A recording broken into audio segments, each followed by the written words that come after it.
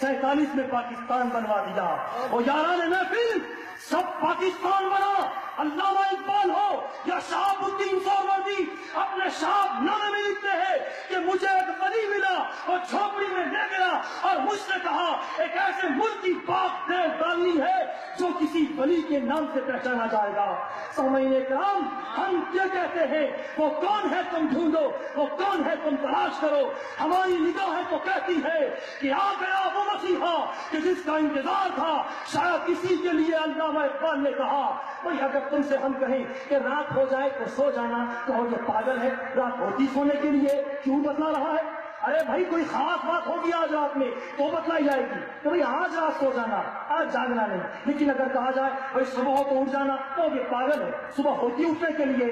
علامہ اقبال نے کہا لاؤ لاکھ نماز دیکھ، زمین دیکھ، فلک دیکھ، مشرق سے ابھرتے ہوئے سورج کو ذرا دیکھ. ارے مشرق سے تو روز سورج شروع ہوتا ہے.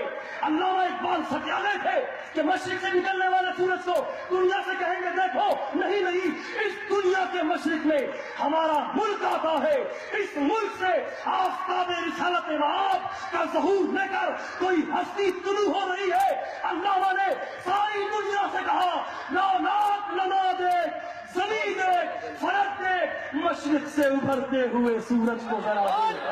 میں گزارش کروں گا عزت مآب عالی سی مرتبت حضور سیدنا ریاض احمد گوہر شاہی سے جو ہماری جانوں کے مسیحا ہیں، اپنے لب کھولیں اور ہمیں اپنے عرفانی خطاب سے مستفید فرمائے. استقبال کیجئے. نعرہ تکبیر، نعرہ رسالت، نعرہ حیدری، میرا شاہی، میرا شاہی،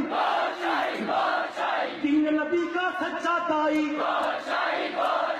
جس نے رب کی راہ دکھائی،